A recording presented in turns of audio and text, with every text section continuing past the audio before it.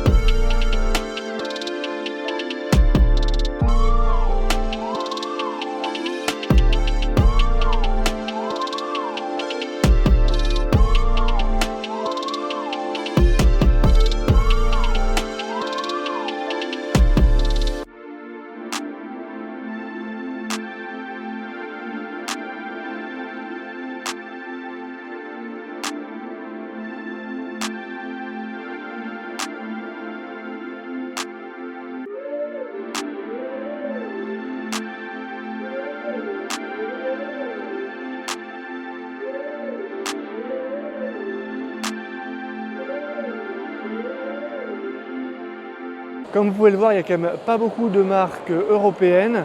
Il y a les Allemands qui sont là, mais aucun Français. Et évidemment, beaucoup de marques chinoises, donc beaucoup qu'on ne connaît pas en France. Le salon, ça a aussi été l'occasion de rencontrer mon contact de chez Ridentech. Ils avaient fait une vidéo comparative de plusieurs chargeurs mobiles et parmi eux, il y en a un qui sortait un petit peu du lot, qui était blanc avec un grand écran et un look plutôt sympa et pas mal de sécurité. Eh bien, j'avais pu rencontrer leur patron à côté de chez moi parce qu'il était en Europe. On avait une super discussion, c'est un passionné de Tesla.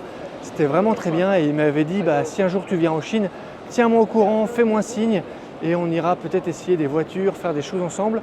Alors du coup, je l'ai contacté, ils sont à Shenzhen, c'est à 1h30 de voiture de Guangzhou ici.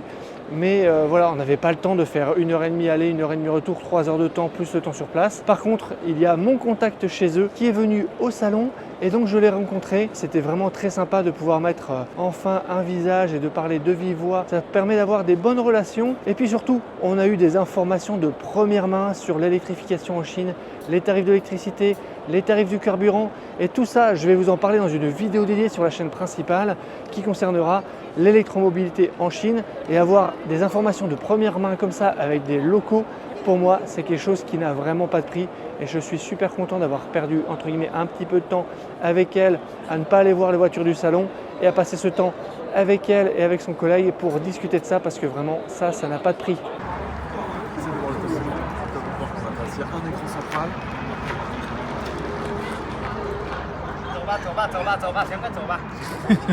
Casse-toi. Il dit.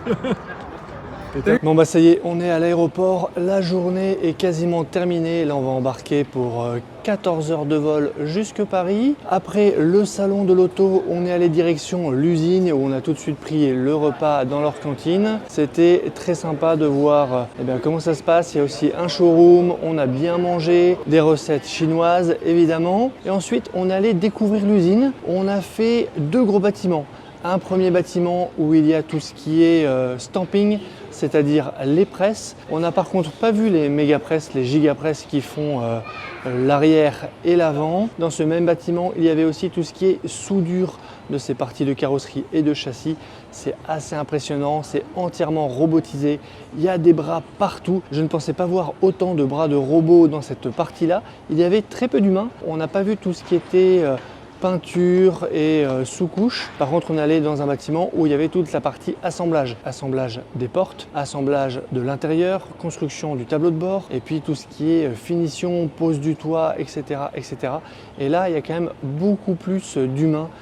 Quasiment pas de robots, mais tout est sur des tapis roulants, vous savez. Et en bout de tapis roulant, on voit aussi comment le châssis change de sens. C'était assez intéressant de voir ça. Et en toute fin, il y a un tunnel de lumière pour tout ce qui est vérification, ajustement. Et après, il y a tout un passage derrière, un circuit routier avec différents terrains, avec des pavés, avec des accélérations, avec une pente pour monter, pour descendre, pour tout ce qui est test routier. Donc maintenant, on comprend pourquoi les voitures ont quelques kilomètres de route quand elles sont livrées. Après la visite, on est retourné dans l'usine où il y avait la célébration pour la millionième voiture XPeng qui sort d'usine. Il s'agissait d'un X9 et on a eu des livraisons à des premiers clients. Tout ça animé par le patron Xiaopeng lui-même. Quelqu'un d'assez charismatique qu'on a pu voir, qu'on a pu approcher. On a pris une grande photo tous ensemble. C'était assez sympa. Ensuite, retour vers Guangzhou pour un dernier dîner avec une superbe vue sur le pont, sur le fleuve, avec toutes les lumières de la ville. C'était vraiment très impressionnant, très sympa. Menu typique chinois, parfois un petit peu déconcertant avec des plats qu'on n'a pas l'habitude de manger, qu'on ne sait pas trop comment manger. Des préparations avec pas mal de viande, parfois des os dedans. Voilà, mais c'était quand même très bon, on s'est régalé.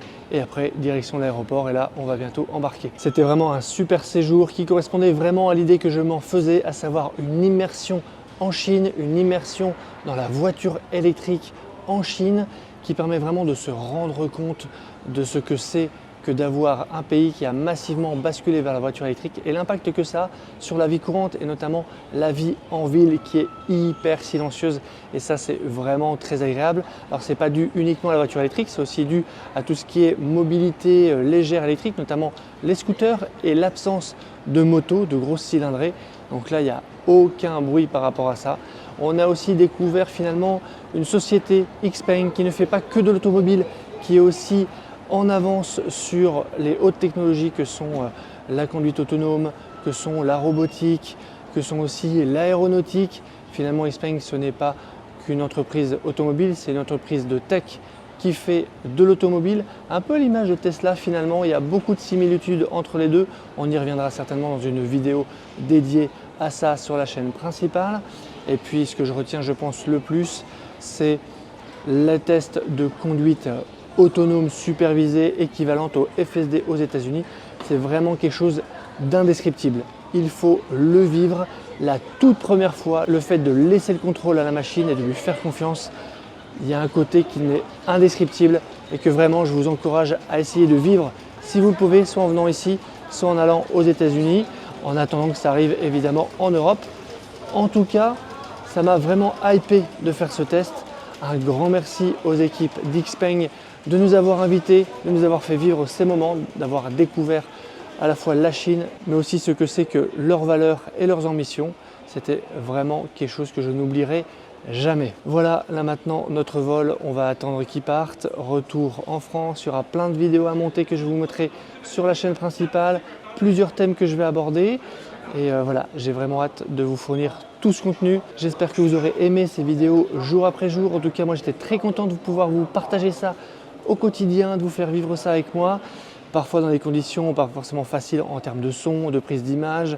Vous le verrez sans doute avec cette vidéo au niveau du salon, c'était très compliqué, on avait très peu de temps. On a un peu zappé de voiture en voiture. C'était un super moment. Merci beaucoup, j'espère que vous a plu et je vous dis à bientôt pour une prochaine vidéo. Si tu as aimé cette vidéo ou que tu veux soutenir la chaîne, mets un like. Tu peux t'abonner pour recevoir les notifications de mes prochaines vidéos et aider la chaîne à être mieux référencée. N'hésite pas à donner ton avis en commentaire. À bientôt!